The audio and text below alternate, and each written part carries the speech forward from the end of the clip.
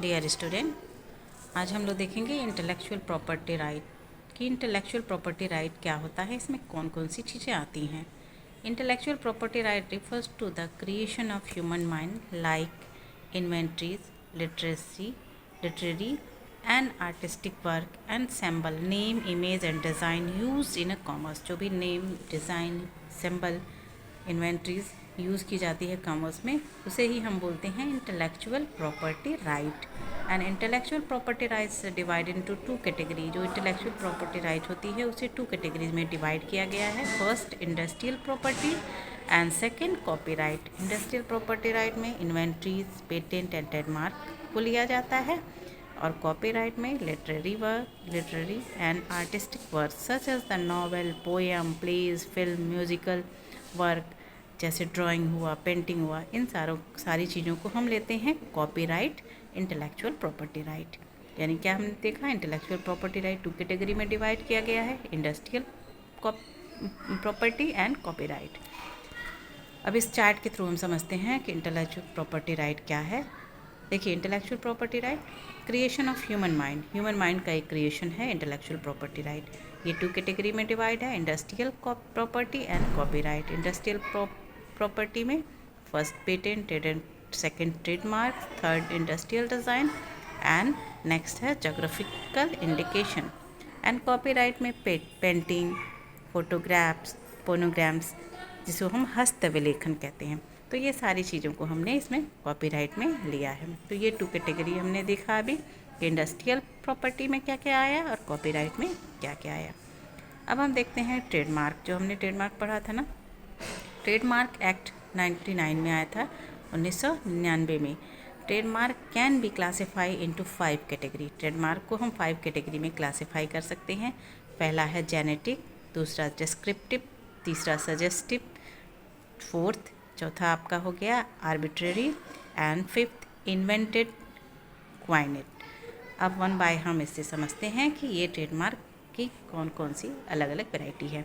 First है genetic trademark, means using the name of product for the production like salt for salt. जैसे हम genetic में use कर रहे हैं, meaning using the name of product. जैसे हमने सॉल्ट है, सॉल्ट को क्या लिए लिखा हमने, एक सिंबल दे दिया, एक ट्रेडमार्क दे दिया, सॉल्ट फॉर सॉल्ट। सॉल्ट क्या है, फॉर सॉल्ट के है। इस तरह के जो अगर एडवर्टीजमेंट किया जाए या ट्रेडमार्क यूज किया जाए, उसे हम जेनेटिक ट्रेडमार्क बोलते हैं। नेक्स्ट है descriptive trademark, means the mark descriptive characteristics of the product like using the mark fair for the fairness cream। जैसे अगर हम किसी फेयरनेस क्रीम का ट्रेडमार्क ले रहे हैं, उसमें हम लिख रहे हैं फेयर फॉर फेयरनेस क्रीम, तो ये क्या हो गया, डिस्क्रिप्टिव मार्क्स हो गया। थोड़ा सा और डिटेल में हो जा रहा है कि हम फेयर कर रहे हैं किस लिए, फेयरनेस क्रीम के बारे में हम लिख रहे हैं। एंड सजेस्टिव है अगला, means the mark suggestive the characteristics of the product like Habitat for home furnishing product. जैसे कोई होम फर्निश प्रोडक्ट है तो उसमें हम हैबिटल करके सजेस्टिव, मैंने हम सजेशन दे रहे हैं कि ये हैबिटल प्रोडक्ट है आपके लिए, तो यहाँ सजेस्टिव हो गया। ये कह रहे ना, फॉर होम फर्निशिंग प्रोडक्ट, ये होम फर्निशिंग प्रोडक्ट है, तो यानी सजेस्टिव ट्रेडमार्क हो गया। नेक्स्ट है आर्बिट्रेरी मार्क्स। आर्बिट्रेरी का मतलब होता है मनमाना, इसकी हिंदी होती है मनमाना। Means marks which exist in the popular vocabulary but have no logical relationship to the goods or service. इसका कोई लॉजिकल मीनिंग नहीं होता है जो गुड्स हम यूज कर रहे हैं उसके लिए, बस ये क्या है, मनमाना हमने कोई एक ट्रेडमार्क ले लिया। To the goods and service for which they are use like BlackBerry. जैसे ब्लैकबेरी हम लिखते हैं ना, ब्लैकबेरी का ट्रेडमार्क है, तो ये क्या है, आर्बिट्रेरी मार्क्स कहा जाएगा। जो कि क्या है, पॉपुलर वोकैबुलरी तो है but have a no logical relationship. इस प्रोडक्ट से कोई लॉजिकल रिलेशन नहीं होता है।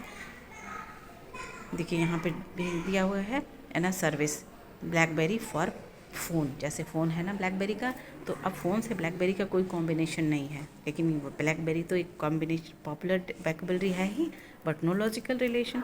नेक्स्ट है 5th नंबर, द इन्वेंटेड या क्वाइंट मार्क्स यानी गढ़ना यानी बनाना। Make coining an a new word which have a no dictionary meaning like Adidas. जैसे एडिडास है उसके शूज़ वगैरह आते हैं ना, तो अब क्या है, इसका कोई मीनिंग नहीं है, ये हमने मनमाना तरीके से ले लिया गया है।